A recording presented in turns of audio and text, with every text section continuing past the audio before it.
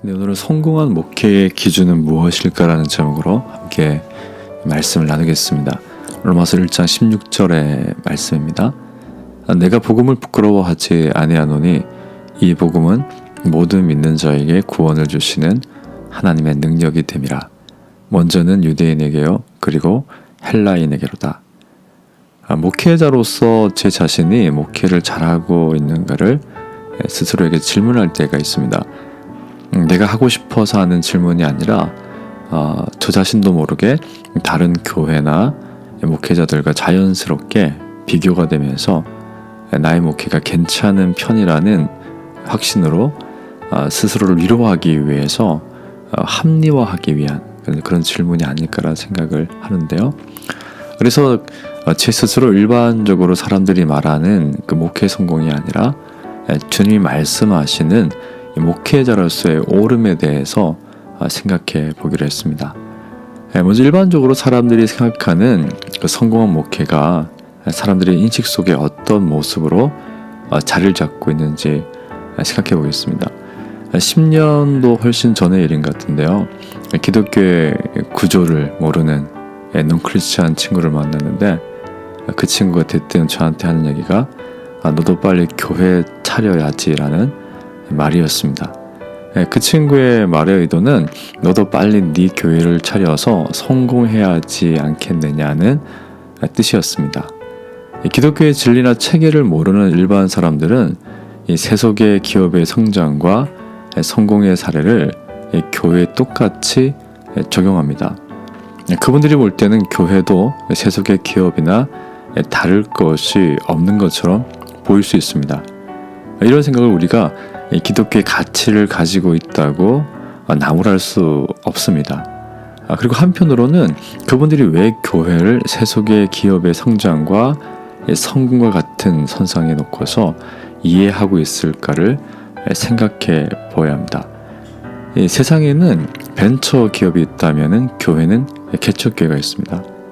세속의 그 벤처 기업이 효율적인 생산과 고효율의 판매를 통해서 기업의 이윤이 점점 늘어나고 중형 기업이 되고 대형 기업이 되면 성장하고 성공했다고 말합니다. 아마도 넌크리스찬들은 교회의 성장과 성공도 별반 다를 것이 없다고 생각할 것입니다. 이는 나무랄 일이 아니고 세속의 사람들이 가지고 있는 지식의 전부입니다. 어찌 보면 매우 순수한 생각이라고도 할 수 있습니다. 앞에서도 말했지만 우리가 진짜 고려해봐야 할 사안은요, 세속의 사람들이 교회를 볼 때 다른 이면은 보이지 않았을까 하는 것입니다. 교회가 세속의 기업과 뚜렷하게 차별화되고 그 차이를 넘어서 교회만 가지고 있는 독보적인 아름다운 모습은 보이지 않았을까라는 질문입니다.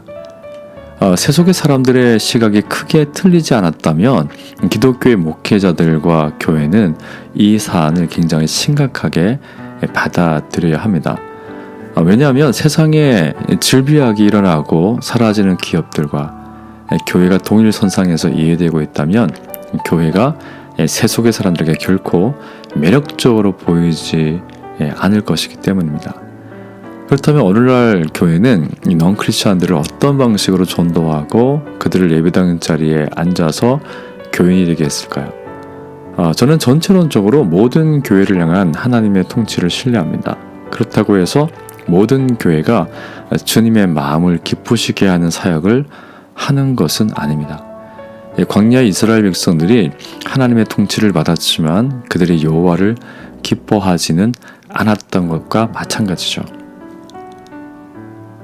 제가 정말 하고 싶은 이야기는 이것입니다. 주님의 교회를 주님이 원하시는 뜻과 방식대로 섬기고 있는가? 더 정확하게 말한다면 이 교회의 태동은 하나님의 아들을 통해서 사람들을 위해 행하신 놀랍고 기이한 일에 대한 반응이라는 것을 알 수 있습니다. 교회의 태동은 하나님이 자신들을 위해서 얼마나 말도 안 되는 엄청난 일을 이루셨는가를 믿게 된 그 사람들의 모임이죠. 그래서 교회는 그 놀라운 하나님을 배우고 경험하고 그 하나님을 나누는 공동체의 집합입니다. 그렇다면 교회에서 일어나야 하는 일은 분명합니다. 하나님이 자기 자녀들을 위해서 행하시는 일을 계속 들어야 합니다. 그것이 설교이든 성경 공부이든 그리스도와 대화의 주제가 되는 교제이든 계속 들어야 합니다. 왜냐하면 복음에 능력이 있기 때문입니다. 이 교회 성장의 바로미터는 복음이 되어야 합니다. 예수님을 믿으면 복을 받습니다라는 전도가 복음은 아니죠. 이것은 복음의 여러 결과 중에 하나를 전하는 것뿐입니다. 복음은 하나님이 그리스도 안에서 우리에게 행하신 일을 전하는 것입니다. 그래서 복음을 전한다는 것은 좋은 간증이나 성경 구절이 적혀 있는 전도지를 나누어주는 것이 전부라고 생각되어서는 안 됩니다. 전도는 매우 다양한 형태로 하나님이 그리스도 안에서 우리를 행하신 일이 드러나는 것입니다. 이것은 직접적인 방식과 우회적인 접근도 있을 수 있습니다. 진정성 있는 삶으로 드러낼 수 있고 슬픈 자의 곁을 지켜주는 방식으로 나타날 수도 있습니다. 힘없는 사람을 대가 없이 도와주는 방식으로도 가능하며 무엇이 되었든 우리의 구원자이신 그리스도께서 우리에게 보여주셨던 여러 형태로 복음의 아름다움을 드러낼 수 있습니다. 이 교인들의 수가 증가하는 것은 꼭 복음을 전해야만 일어나는 현상은 아닙니다. 심지어 복음을 전했어도 영원하는 것은 아니지만 오히려 핍박을 받고 정체될 수도 있습니다. 중요한 것은 이 교회의 성장과 성공을 스적 증가나 재정 독립 등과 같은 세속의 기업에서도 일어나는 일로 정의해서는 안 된다는 것입니다. 이 교회의 성장과 성공은 주님이 제자들에게 하나님의 나라가 어떤 것인지 보여주기 위해서 가르치시고 가르침을 따라서 제자들의 삶의 방식이 주님이 말씀하신 천국에서의 삶처럼 변화되는 것이 핵심입니다. 이런 변화가 일어날 때 우리는 세상의 사람들이 세속에서는 일어날 수 없는 일을 경험하게 되고 복음을 통해서 하나님을 예비하는 자리로 나올 것을 기대할 수 있습니다.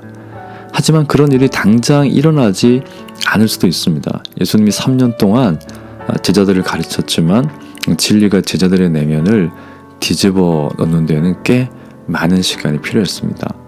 그래서 교회도 이와 같은 모습을 닮아 있어야 합니다.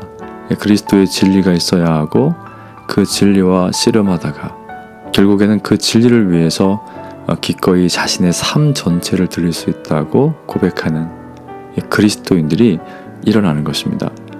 그리스도의 부활의 그 능력의 신비함과 이를 경험한 제자들의 변화처럼 교회가 주님처럼 복음을 가르치고 복음으로 살아내기 위해서 몸부림치는 것이라면 그 교회는 규모와 상관없이 이미 변화라는 성장과 하나님을 닮았다는 성공에 이른 것입니다. 나머지 세상이 말하는 교인 수의 증가나 재정적 돈가 같은 부분은 무한대에 복음이 우리에게 주는 결과인 그 무한한 것에서 붙여진 플러스에 지나지 않습니다. 저 자신에게 목회의 성장과 성공을 다시 재고시켜 봅니다. 복음이 선포되고 있고 복음적인 삶을 살기 위해서 몸부림치며 복음을 통한 기대와 복음의 결과를 소망하고 있다면 그 교회는 크기와 상관없이 성장하고 성공한 교회입니다.